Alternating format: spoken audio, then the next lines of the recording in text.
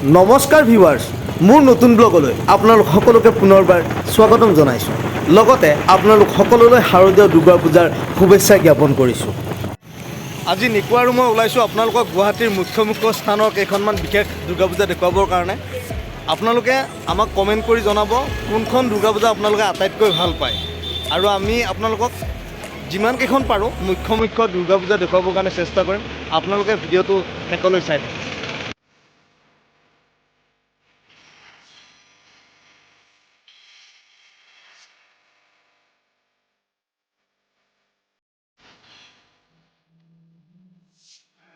আজি আমি আৰম্ভ কৰিছোঁ লতাশিল খেলপথাৰৰ দুৰ্গা পূজাৰ পৰা।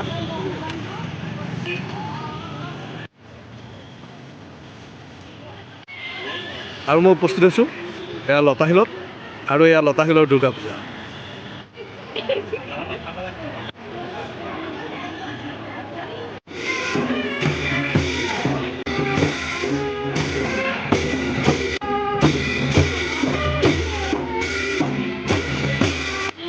এতিয়া আমি লতাশিলৰ পূজাৰ পৰা গীতানগৰলৈ যাম আৰু আপোনালোকক গীতানগৰৰ পূজা দেখুৱাম। বহুত ট্ৰেফিক জাম ফালি এতিয়া আমি গীতানগৰ পালোঁ। বাইকখন পাৰ্ক কৰোঁ, তাৰপিছত আপোনালোকক মই গীতানগৰৰ পূজা মণ্ডপ দেখুৱাম।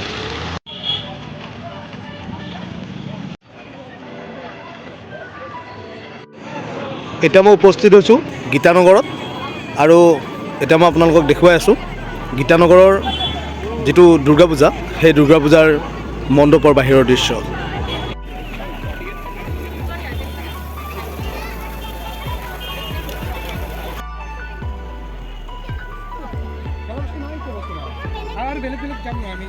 এই শিল্পীসকলৰ সৃষ্টি সঁচাকৈ অপূৰ্ব। মই আপোনালোকক যিকেইখন দুৰ্গা পূজা দেখুৱাম, প্ৰত্যেকখন দুৰ্গা পূজাতে কিবা নহয় কিবা এটা থিম এটা লুকাই আছে। আপোনালোকে মোক কমেণ্ট কৰি জনাব কোনটো থিম আপোনালোকৰ আটাইতকৈ বেছি ভাল লাগিছে।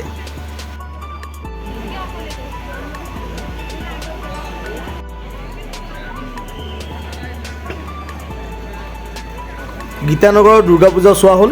এতিয়া আমি আগবাঢ়োঁ বেলতলাৰ লক্ষী মন্দিৰ দুৰ্গা পূজালৈ।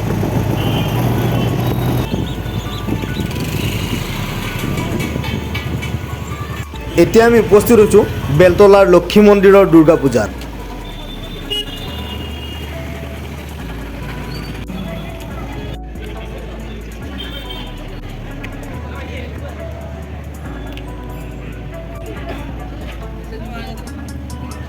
লক্ষী মন্দিৰৰ দুৰ্গা পূজাৰ পৰা এতিয়া আমি যাম কাহিলীপাৰা দুৰ্গা পূজালৈ।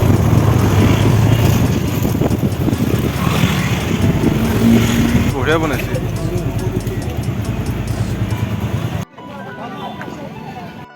আৰু এতিয়া সময় প্ৰায় 11:30 বাজি গ'ল, আৰু আপোনালোকৰ মানুহৰ সোঁত চাওক। এতিয়াও ইয়াতে দৰ্শনাৰ্থীৰ সোঁত কমা নাই।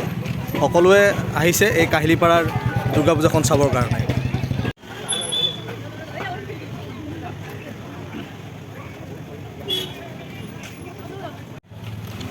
এওঁলোকে প্ৰত্যেকবাৰেই এই গছডালৰ ওপৰত কিবা নহয় কিবা এটা বস্তু বনায়, আৰু এইবাৰ কি বনাইছে তাকেই চাওঁ আহক।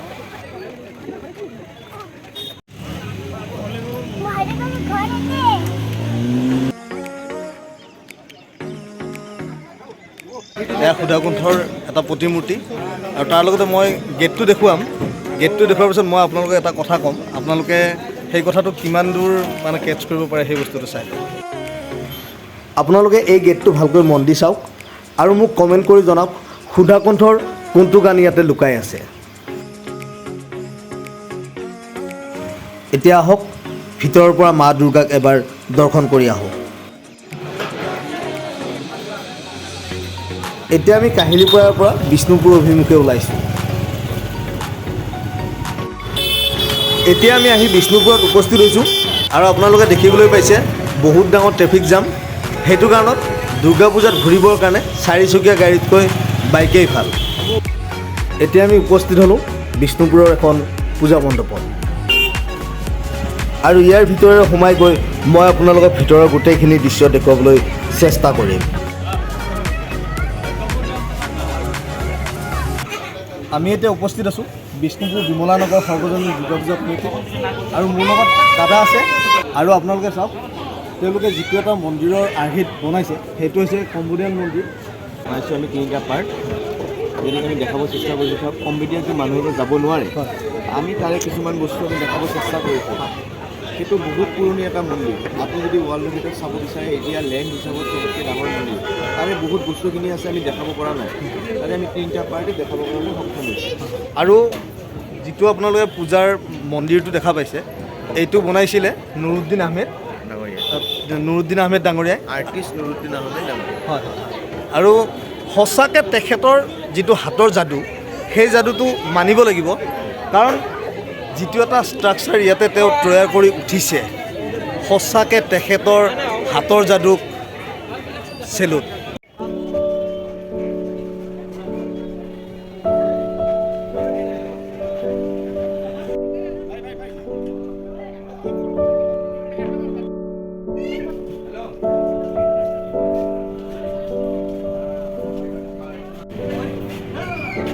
বৌদ্ধ মন্দিৰবিলাকত যিটো বেল এটা থাকে, ঘণ্টা যিটো থাকে,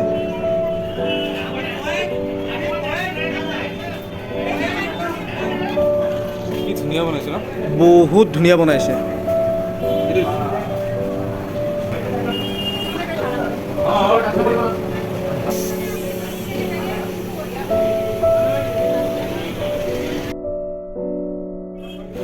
কম্বোডিয়ান মন্দিৰৰ আৰ্হিত এই বিষ্ণুপুৰৰ পূজা মণ্ডপটো শিল্পীজনে ইমান ধুনীয়াকৈ তৈয়াৰ কৰিছে, সঁচাকৈ শলাগ ল'বলগীয়া।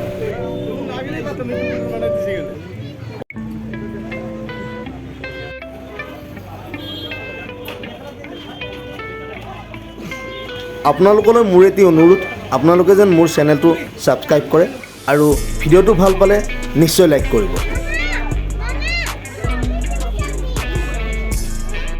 আহক এতিয়া আমি বিষ্ণুপুৰৰে আন এখন দুৰ্গা পূজা চাওঁ। এয়া বিষ্ণুপুৰ সৰ্বজনীন দুৰ্গা পূজা কমিটিৰ যিটো মণ্ডপ বনাইছে তেওঁলোকে, এইটো হৈছে Lumbini, the birth place of lord Buddha.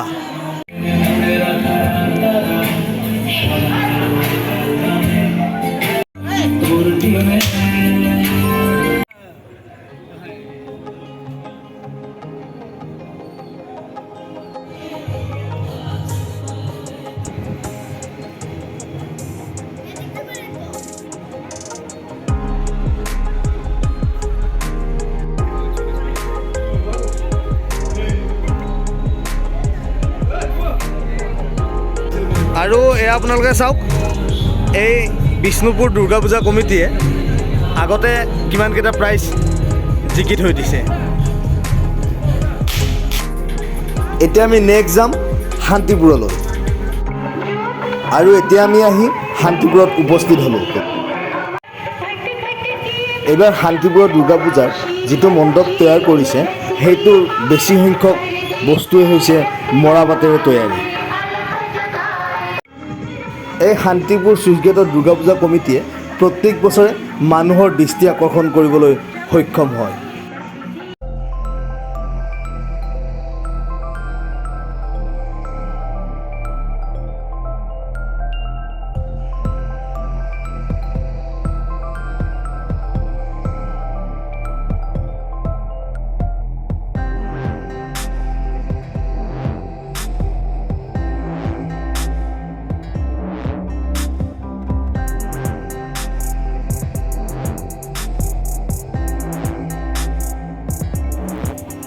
এতিয়া আমি আহি উপস্থিত হ'লোঁ পাণ্ডুত, আৰু আহক মই আপোনালোকক পাণ্ডুৰ দুৰ্গা পূজা দেখুৱাওঁ।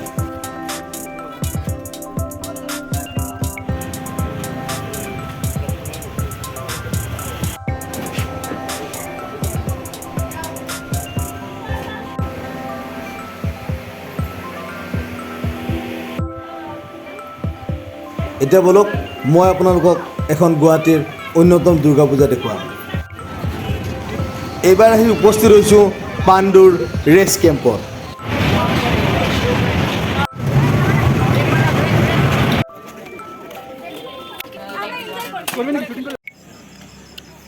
এইখন হ'ল মালিগাঁও ৰেচ কেম্পৰ দুৰ্গা পূজা, আৰু এওঁলোকে এইবাৰ মণ্ডপৰ ডিজাইনটো দিছে কেদাৰনাথৰ। হৰ হৰ মহাদেৱ।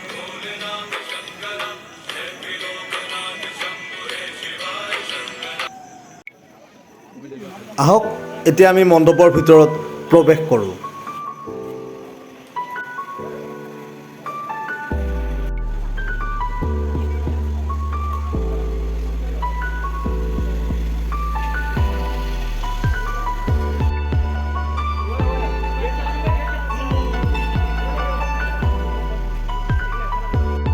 এতিয়া মই আপোনালোকক দেখুৱাম পাণ্ডু ইনষ্টিটিউট কলনীৰ দুৰ্গা পূজা। আৰু এই দুৰ্গা পূজাৰ মূৰ্তি কিহেৰে তৈয়াৰ কৰিছে আপোনালোকে এবাৰ চাই লওক। আৰু এই মণ্ডপটো তৈয়াৰ কৰোঁতে তেওঁলোকে ব্যৱহাৰ কৰিছিল বাসমতী চাউল, কাঠৰ চামুচ, নাৰিকলৰ বাকলি, তালপাতৰ বিচনী আৰু বাঁহৰ কুলা। আহকচোন ভিতৰত প্ৰৱেশ কৰি মা দুৰ্গাক এবাৰ সেৱা জনাই আহোঁ।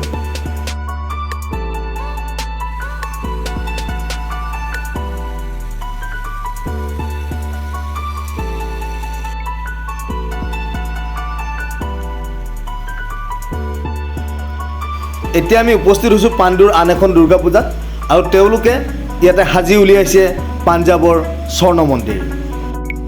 যিহেতু স্বৰ্ণ মন্দিৰৰ আগতো এটা পুখুৰী আছিলে, সেইকাৰণে এই মণ্ডপটো যিহেতু স্বৰ্ণ মন্দিৰৰ ষ্ট্ৰাকচাৰটো দিছে, সেইটো কাৰণে তেওঁলোকেও এটা কৃত্ৰিমভাৱে পুখুৰী এটা সন্মুখত খন্দাই লৈছে।